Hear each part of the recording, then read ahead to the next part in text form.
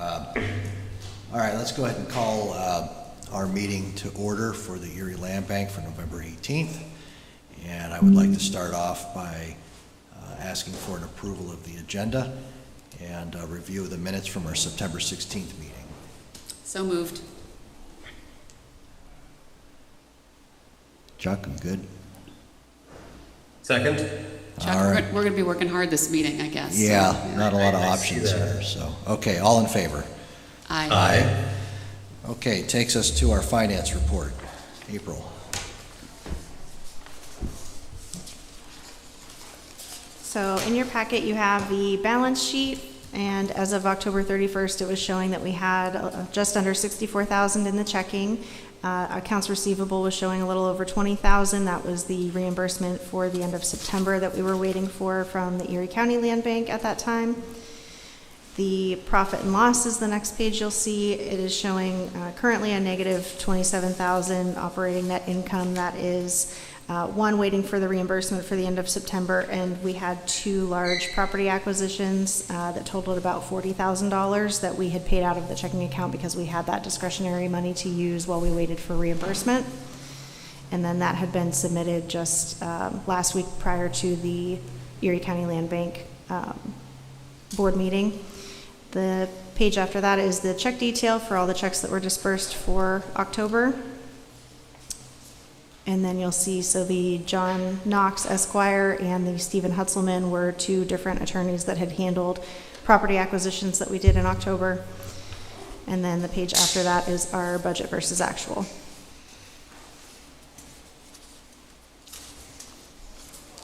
Thank you, April. I do have a couple questions. Before I do that, I'll open it up. Daria and Chuck, if you have any comments?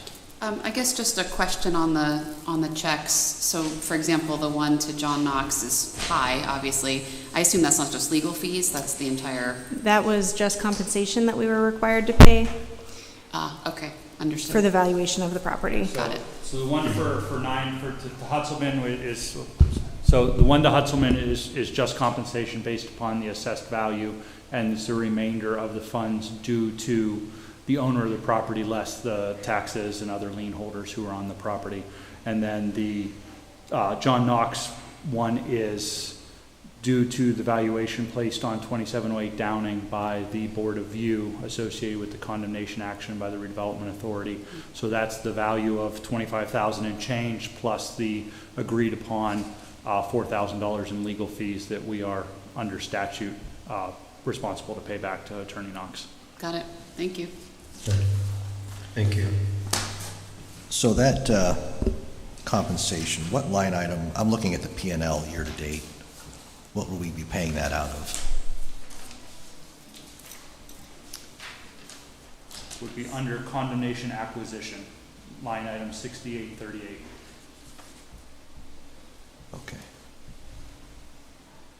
But it brings up a good point about segregating professional fees from transactional fees. There is a difference, and maybe going forward we identify those or figure out a better way to do that. I'm confused, Chuck. Could you clarify? I know these are not. So no, those two checks are not associated with any legal fees. Those come in separate to us from Marsh. Those are fees as part of the condemnation acquisition that go out to the attorney. So it goes to the attorney's office instead of going to the condemnee directly, so that the fees are paid through Esquire instead of directly to the individual. Yeah, I'm sorry, I'm having difficulty articulating, but so it's not technically a legal fee, it's a transactional fee. So it's not a professional fee to pay the attorney, it's his hourly rate, it's paying for other costs associated with the transaction. Yes, yeah, it's essentially a settlement cost associated with the condemnation. So Mr. Knox is not going to have a particularly good Christmas this year. It's just a pass-through.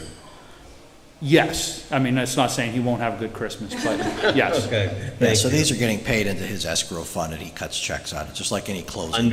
Understood. Okay. Yeah, makes sense. Just a couple other quick questions on the P&L. And this is just, helps us when we set our budget. There's a couple numbers that, like trash removal, did we just have a good year this year, or like we're way under there? And then, I know with rehab, that's timing, that's finding the right property, but,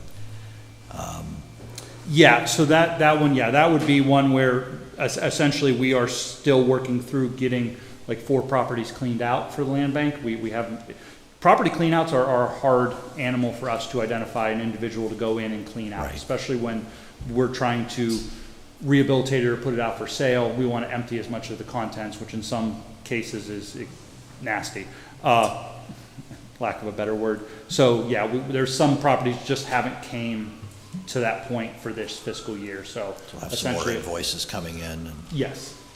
Yeah, and they'll probably more than likely won't come in until 2025, so that's just, yeah. Okay. Thank you. I don't have any other questions. Chuck, you good? I'm good, thank you. Daria, you're good? Okay, then I would ask for a motion to approve the finance report as presented. I'll make that motion. I'll be pleased to second.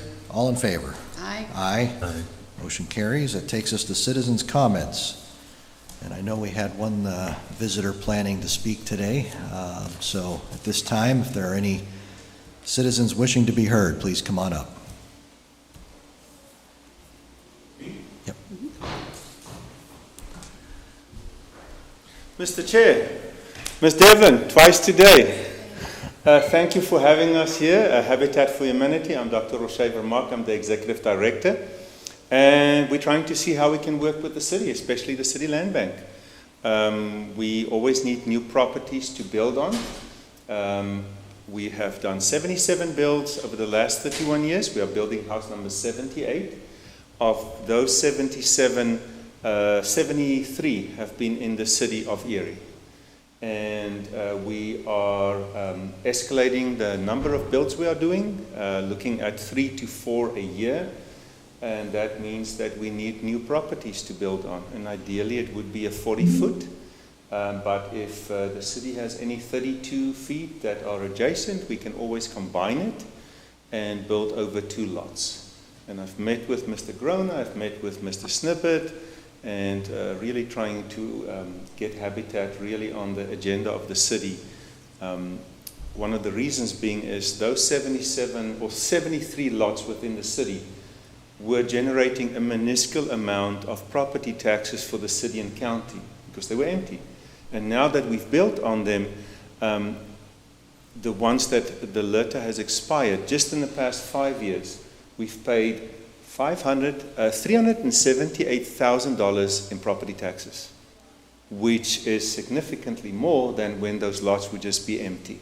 And for every house we build after letter expires, it's property taxes coming into our community. There are entire blocks where we've built several houses, and Habitat's efforts are part of redeveloping our city.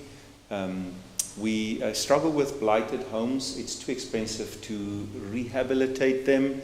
It will basically cost the same to tear the house down and rebuild it. And so we are working with BEST, we're working with the city, we're working with our West Bayfront and other organizations, the Sisters of St. Joseph, whomever has land for us to build on. Any questions? More of a comment. I just want to thank you again for taking time to come in. We've had a couple of good discussions. Apologize, a couple of our members aren't here today, but I'm glad that Chuck was able to hear from you, and Daria, you've met separately. And I just want to say, hopefully we are able to find ways to collaborate together. And, we have inventory. We definitely want to see that investment brought back in, that redensifying. So I appreciate you reaching out to me and coming in here today, and we're certainly going to look for ways to try to collaborate moving forward. So thank you. No questions? Dr. Eugene Sumner, we communicated. Yes, we emailed, communicated yes. last week by email. It's nice to meet you. And we look forward to working with you to help facilitate that process. Yeah, and Christy Mahaney reached out and said, I need to contact you as a board member since she is no longer with you until you get a new exec. And so our hope is we are the entire county. So not just the city of Erie, but also the entire county, and hope to work with the county land bank, especially properties we've identified in Albion and in Fairview. If I can help in that regard, don't be bashful. You know, you now have all my contact information. Thank you so much. Thank you. So what is your goal for 2025, new construction? 4 builds. Four we builds. are doing 2 on East 29th, and then we've got a triple lot where we're going to do 3 builds with Erie Magnetics over the next 3 years. And then October 2025, a community faith build that will go into 26. And then we repeat the process. Erie Insurance, Erie Magnetics, community build, 2028, Erie Insurance, Erie Magnetics, community build. Awesome, Yeah. awesome. We're very excited next year with Erie's 100-year celebration to do 2 builds with them in a 100-day period. Beautiful. Perfect. Mr. Thank you. Chairman, if I can also add, and Aaron, just for your general knowledge, ECAT has been working with Habitat now to put some of those construction trade students that we have, the adult students that we have grant funds to pay through a grant from the Community Foundation. So we're partnering now with Habitat to put those students to work on those builds to try to help. Now, we're paying those students, of course, but just in the general spirit of trying to help them build that inventory up over a number of years. So that's just starting, but really happy I know they're happy at ECAT about that partnership as well. And just meeting with ECAT and talking in terms of maybe a paint internship next year when we do these 4 intensive builds, if 1 or 2 or 3 of their students are really up for it and willing for a 5-6 month period to intern with us while they're doing their studies, to get the real housing experience under their belt, because they will learn everything about building a house. Absolutely, that's awesome. Thank you. Awesome. But we are looking at the list you sent us, we are looking at what the county has, and hopefully can work with both agencies in the couple of years ahead of us. Thank you. Great. Thank you. Great. Thank you. Okay. Any other citizens' comments? Hearing none, we will move ahead with the report of the Executive Director.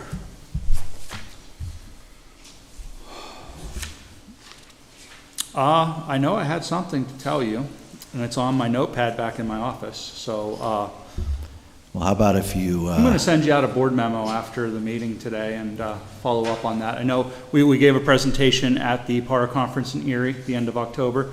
Went very well. Networked with a bunch of different organizations. You know, we're kind of different in Erie in that we have a standalone land bank that has a management agreement with the authority.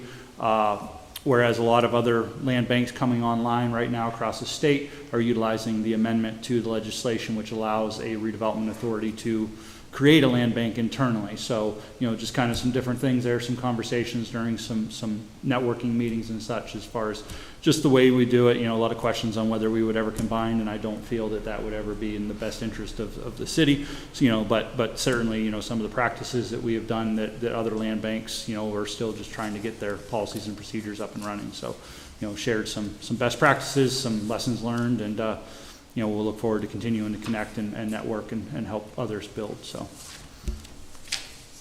that's my report as you know, I know it right now. That's pretty good. Well, I appreciate your efforts of going out, you know, seeing how other communities operate their land banks and their authorities, because we can always learn something new. Should never be afraid to go out and see what somebody else is doing. So thank you for that. Okay. Any questions on that? All right, let's move right into solicitor's report. Good afternoon, Board. We're happy to provide you a solicitor's report for the first time in a number of months that we had an internal meeting within my office. There have been some changes, so you're going to see a lot more reporting, a lot more updates on what's been going on. There has been an enormous amount of work that's been going on, but I felt that the report to the board was insufficient, so that's changing. So what this is a generalization and summary for the board to know what has been ongoing throughout the summer months and what is to be anticipated through the end of the year and then into 2025. There are any number of sales with regard to adjacent parcels that are going on. Had one on Friday and another one this morning, and tidying up a lot of issues with regard to those sales of those vacant lots to make sure that they're handled in an efficient fashion, and that we are pushing them forward to conclusion so that we can get them back onto the tax rails. There are any number of outstanding tax issues as it relates to the sale of the properties, of getting them off of the exempt status and then making sure that the taxes are billed to the new owners going forward. There's been a little bit of question and concerns with regard to the taxing authorities, not only here at the city of Erie, but also over at the county for the Tax Claim Bureau. There was one ejectment action, and I can't even think of the address, where we have taken the property back and we're working with that person who's a holdover to start an ejectment action to get them removed. I can't remember the... I know it's 600 block of Wallace. Okay. And it's somebody who had absolutely zero ties to the property prior to land bank acquisition. There's no utilities. They're essentially a squatter, and it's unfortunately I think two individuals living in the property that we're aware of. Again, I am forever amazed and reminded as to how naive I am and sheltered that I come from, that the situation that people will move into. But again, there is an unbelievable level of communication within a certain community where the word gets out when places are vacant, and it happens really quick. It is interesting to note, this weekend I was reading Pennsylvania Bar Association just sent out a detailed article about squatters and the perceived rights of squatters. I have reached out to the author to shed some light on the situation that I have seen in our involvement. So I've started a communication with that, and I'll share that article with everybody. The rights of the squatter are minimal, but there's the perception that they have all these rights, that once they're in there, that they have some type of tenant-related relationship, which can only happen after an extended period of time. So if we're able to confirm a short duration, then we can severely limit their rights. So I'm going to share that. I'm going to share that article with everybody. I read it again this weekend. We are anticipating the various properties for the anticipated judicial sale that Aaron's going to talk about in greater detail. We are finishing up and have been expediting the quiet title actions with regard to the prior tax sales. Again, there's a time frame where you have to wait until you file it. So they have been filed. We're pushing them. Part of the internal meeting that I had within my office is that there was an understanding that those were being handled, and there was dust collecting on them, but no more. So you're going to see a lot more activity and reporting information from me to push those forward, because we know how important it is to get them back into the general public for the tax roll purposes. So that's where we are. Very good. I appreciate the update.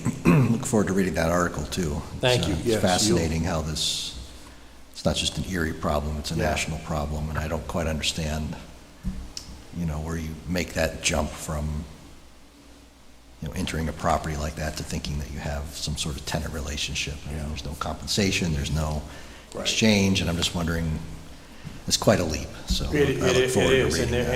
And where they're really talking about is in the bigger cities where, and they mentioned certain San Francisco, and they mentioned certain big municipalities where, we understand how difficult it is to keep our arms around certain properties and situations here in Erie, but you magnify that by just umpteen times.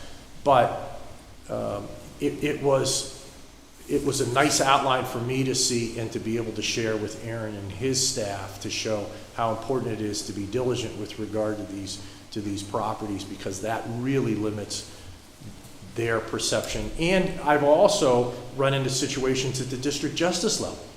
They're under a misperception that, hey, what's the old saying, is possession's 90% of the, something like that. They know that off the top of their heads. You go, wait a second, no, don't go down that road. So I'm going to share that so that we can internally make sure that time doesn't start to accrue, that start conveying some self-perceived rights to these squatters. Very good. Thank you. Any questions or comments for our solicitor? Chuck, you good? I'm good, thank you. Okay, thank you, Gene. That leads us to unfinished business and new business, the 2025 work plan.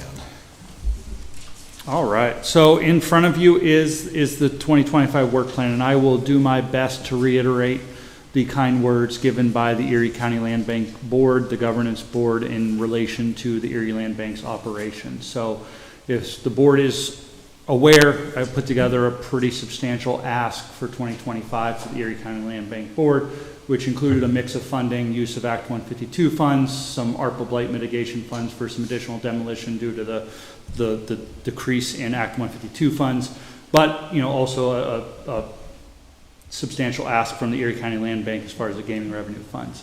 The words from the County Land Bank Board were they are extremely impressed with the operations of the Erie Land Bank, the successes that we have had over the last 3 or 4 years, and they want to continue to make sure that they fund those operations so that we can continue to do what we have been doing and be a pillar for the community as far as driving investment within the neighborhood. So they appreciate everything that the board has done, everything the land bank has done in the city of Erie with the use of those funds, and they want to certainly continue to contribute to that. So they fully funded Work Plan 2025. So the work plan in front of you for your review is essentially a budget as I put together every year.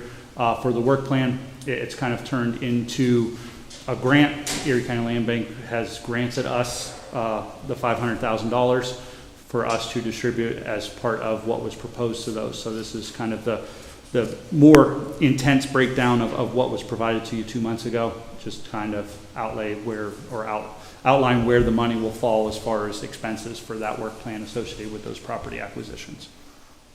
Yeah.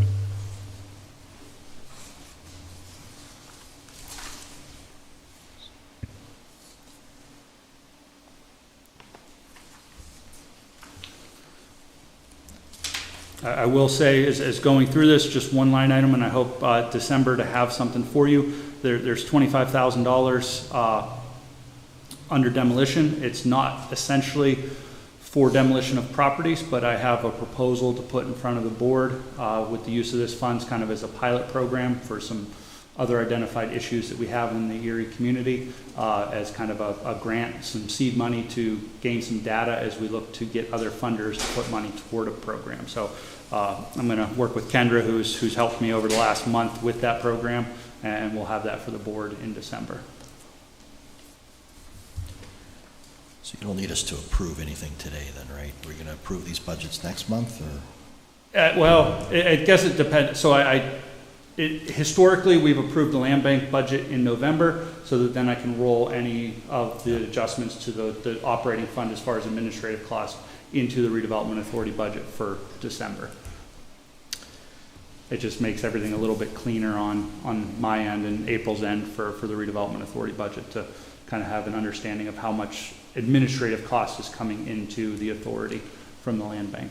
So we're approving number 1 and 2 under E. Yes.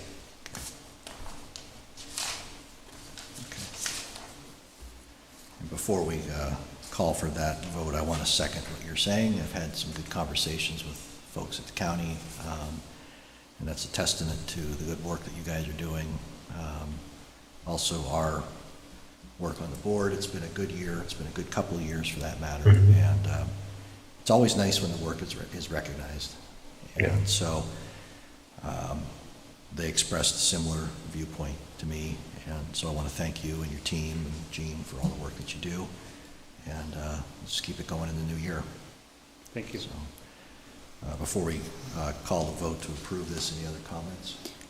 Aaron, I just have a question on the, I guess it's the operating budget then. So I'm just curious. So you have 2024 operating and 2025 proposed. So down near the bottom, you have tax sale acquisition in 24, pretty low, 16,000, 17,000, but in 2025, 70,000. And then kind of the opposite with condemnations. You see that as, we did a lot more condemnation. I'm just curious, are those based on real properties, real numbers, or this is just what you're forecasting? So the numbers for 2024 are high because of a few outliers from previous work plans in previous years that were just hanging out there and finally came to completion. The tax sale acquisition is higher because we never got to quiet title action on the 2023 judicial tax sale acquisitions. Figuring that we're going to have quiet title action for 2 rounds of judicial tax sales in 2025 is the reason for that number. So, and as far as condemnation actions, we're really looking at 4 or 5 properties as far as, I think it was 6 actually on the work plan for condemnation. So far less than we have, and I don't anticipate any substantial just compensation payments out of those ones. And then you have a significant number for rehabilitation. Are you just hoping like this will be the year that we're able to kind of go out and do that? Or you have something in mind? 2321 Cameron hanging out there right now that's currently under construction, and there is an additional 2 properties that we're looking at.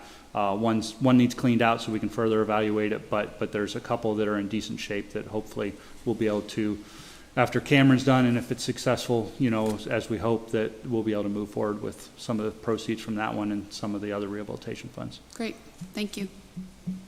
I think, Daria, these were a couple properties we looked at.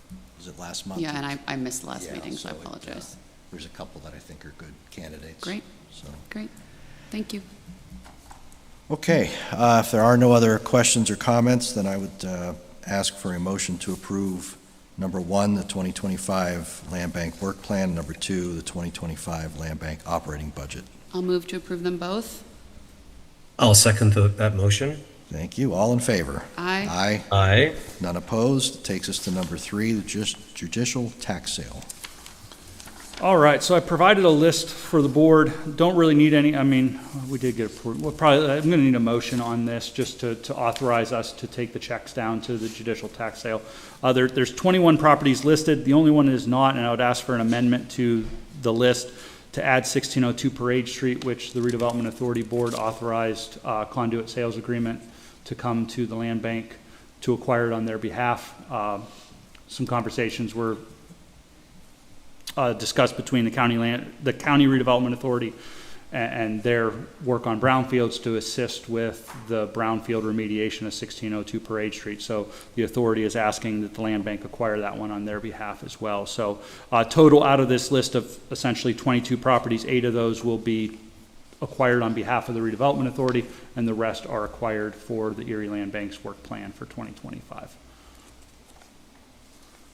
And there is all have structures except for the 4th one down, 506 East 10th Street, which is adjacent to an already Erie Land Bank owned lot, which would then make 2 lots and the ability for an organization such as Habitat to build a house on.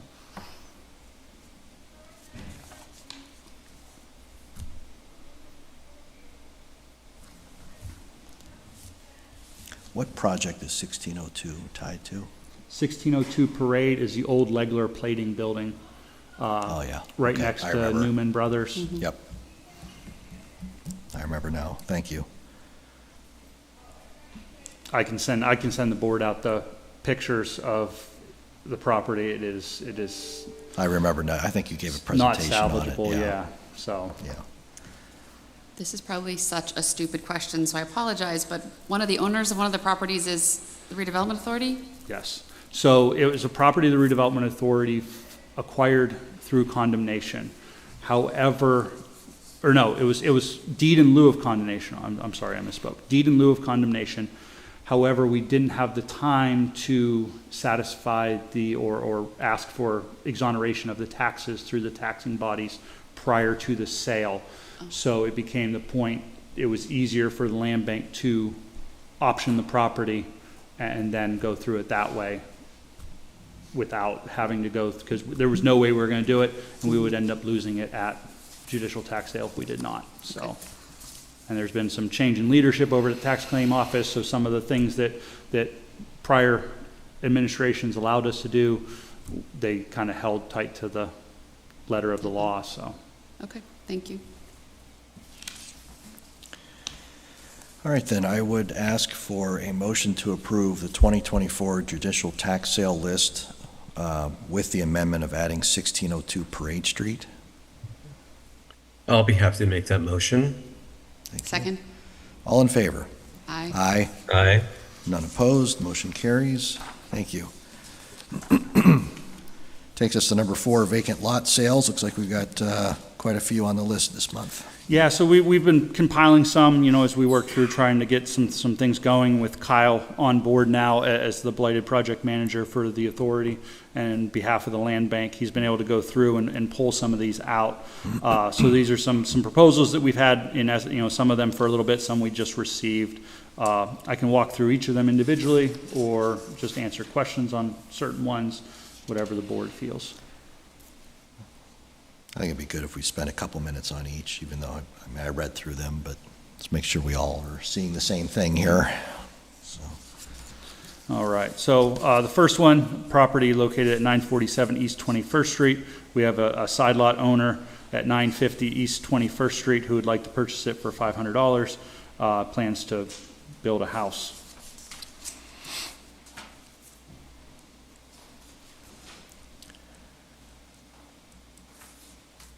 I guess a question with one that old, have we reached out to make sure he still wants it? Or have we been in contact with him since it was received so long ago? Yes. Okay. You want me to go on to the next one? Any other questions? have we worked with him before? Have not. Okay. Okay, and I don't want to get too far in the weeds, but this comes up every once in a while where we talk about, somebody says they're going to build something or do something. It's like, Did they? do they have a pre-approval for a loan, or they? Yeah, I don't think we've really come across that with vacant lots yet. However, we Yeah. still do file our maintenance memorandum, which has a right of reverter on the property. Yeah, I know we can't look too far ahead on that. We don't want to tie this up, but, okay, nope, I'm good. 1240 East 21st Street for $500 as a side lot. Just wants to expand the yard. 335 East 10th Street. Oh, I'm sorry.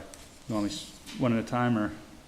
No, I'm good, if you want to Okay. go ahead. Yeah. 335 East 10th Street, adjacent to 329-31 East 10th Street.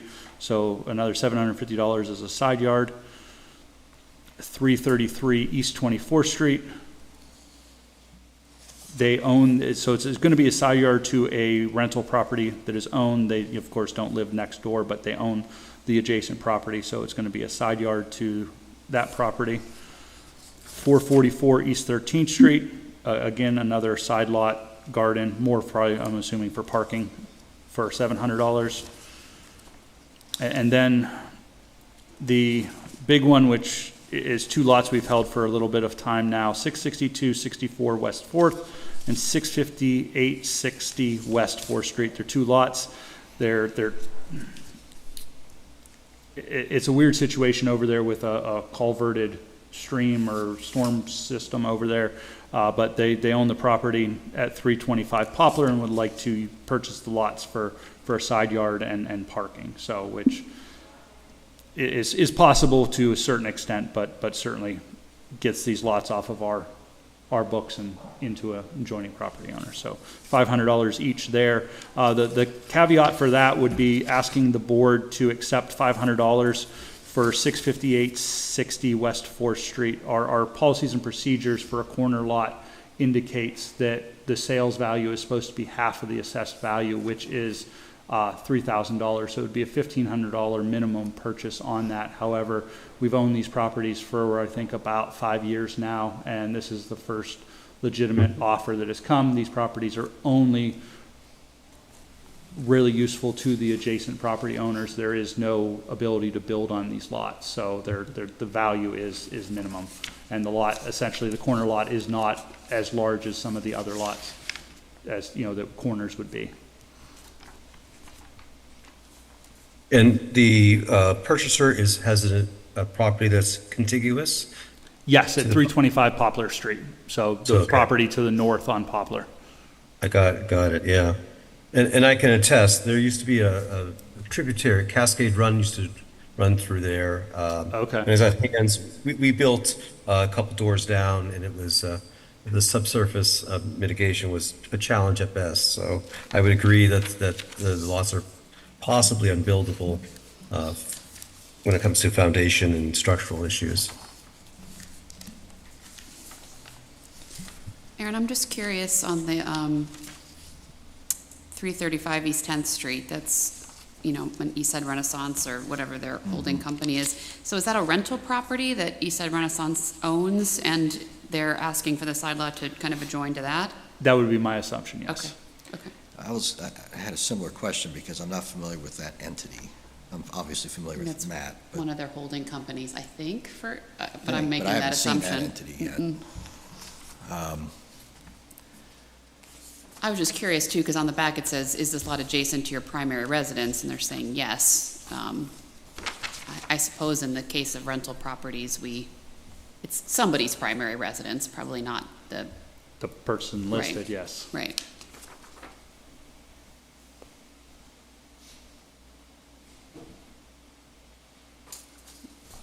I don't have an issue with it, just wanted Yeah, I mean, to I can reach clarify. out to Matt. I'm not going to hold it up over Yep. that. Okay, I don't really have a question on any of these. It looks like one of them, though, we've got two bids. We'll have to, What's that? Apologize. East 13th, we'll have to compare, right? We have two. I don't think so. No, there's no double offers One on is this. 31st and one is 13th. Why do I have two in here for 444 East 13th? Oh, yeah, so do I. Sorry, no. No, different names. Yeah, handwritten Oh. one. I apologize, I did not see that. So We will have to pull that one and further investigate it, I apologize. Unless you want to compare now and make a decision, that's, let's, we can do our due diligence and bring that back to the board in December. well, no, we can look at it today, but Okay. let's set that aside for now and maybe move on the other bids, and then we can study these two, fine. if that's okay. So I would ask for a motion to approve all of the vacant lot proposals with the exception of 444 East 13th. I'll make the motion.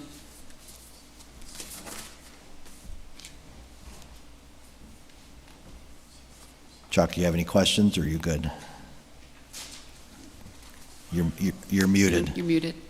I'm sorry, I was coughing. No, I'm good, and I'll second the motion. Okay, all in favor? Aye. Aye. Aye. None opposed? So now let's look at 444 East 13th. Looks like we've got two bids.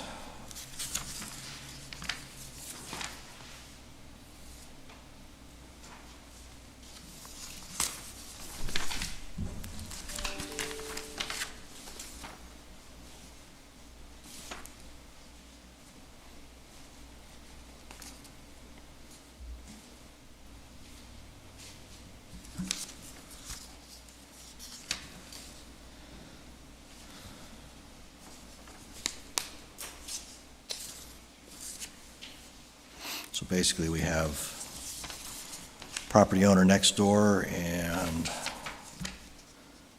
someone who wants to clean it up for their family's business.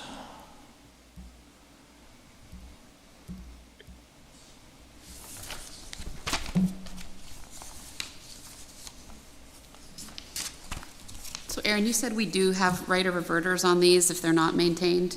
Yes. And and I apologize, I'm putting you on the spot, but how likely is it that what's our enforcement look like for that? I mean, we've got a lot of lots, right? So, That's really, a lot of it was side lots where we moved to combine them at the time of sale or Okay. transfer, so that we no longer have to deal with them. So if it's a side lot owner, Gene and his team worked to combine the deeds at the time of closing, so that there's really no chance of them coming back to us, and there's no worry. It's now, code enforcement can enforce it if it becomes overgrown, but in the chance we do sell it to somebody who's not adjacent, then the maintenance memorandum would get filed.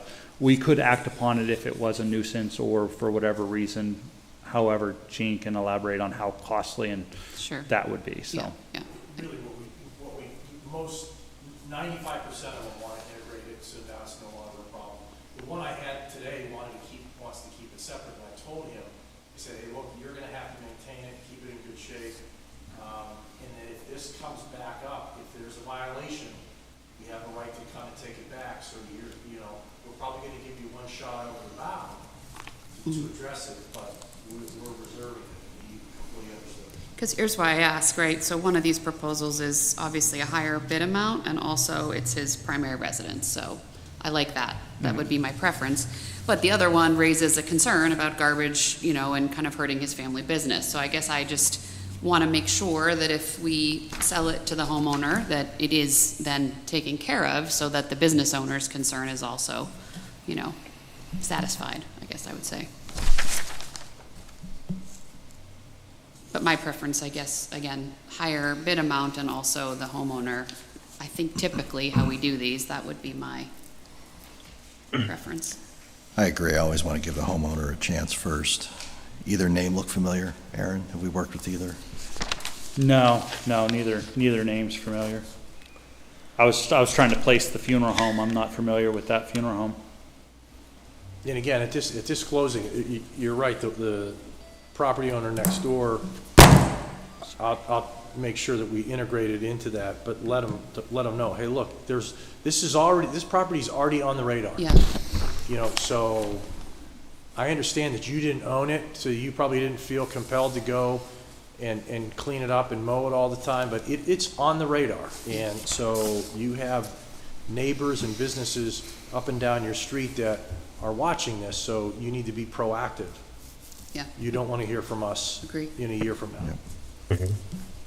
Well, that would be my wish also, to give the homeowner a chance to clean up what would be a side yard and make sure that we are tracking that and that it actually happens.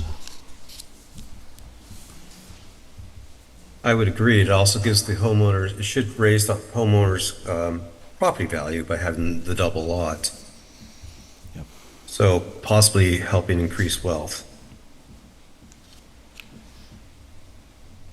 So then I would ask for a motion to approve.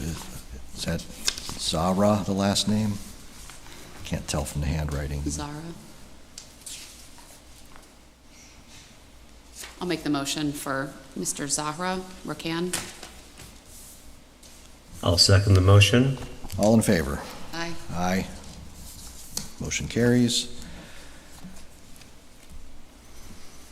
Okay, it wraps up our vacant lots. On to property rehab, 2321 Cameron Road. We have All a right. change order. So, the contractor is out on site. He's replaced the roof. He's working on some of the other exterior issues, but we did get power turned back on. Just so you're familiar, if you remember from the pictures, the windows were all broken out, property was boarded up. It was extremely dark in the lower level. So once we got the power back on and the lights turned on, we discovered, one, the walls in the basement need a substantial amount of repair due to holes, poor repairs, other such issues, but we did discover some water damage from some burst pipes on a dividing wall down the utility room, along with up in the kitchen wall. So they're going to remove the kitchen cabinets, replace the drywall in the kitchen up 4 feet, and then replace that. So there's some additional cost with that, a lot of it being, like I said, the lower level, but then replacing the damaged drywall in the kitchen, bathroom, and the family room area of the property. So additional $3,280 for that work. We did walk, Pat Otney and I walked the property with the contractor. we're fairly certain there should be no other expenses. We're still waiting on the water lines to get energized. That would be the only unknown at this point that we don't have, would be potential burst water lines that we're not aware of. So you read my mind. I was going to ask you if you anticipated any others. I know Yeah, it's the only- impossible, but There's one other, but I want to get a market study on cost of, we have laminate countertops in our bid versus a solid surface and the cost there, so Okay. that's it, but, yeah.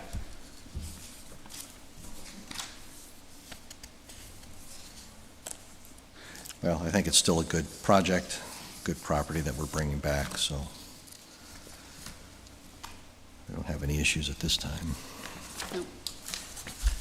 Can I get a motion to approve the change order for 2321 Cameron? I'll make that motion. I'll second it. All in favor? Aye. Aye. Aye. None opposed. Takes us to other business. That is all I have for today. Okay.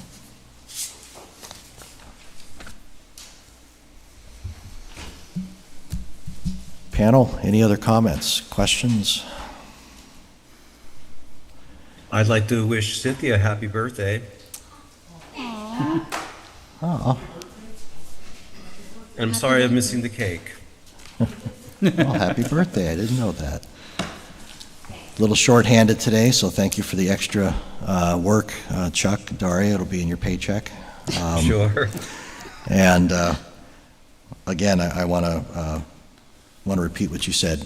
Our work is being noticed, and proactively been reaching out to let me know that. So it's nice to hear that, and just want to keep that momentum going into the new year. And otherwise, I just want to wish everybody a safe and happy Thanksgiving, and we'll see everybody next month. With that, we're adjourned. Thank you.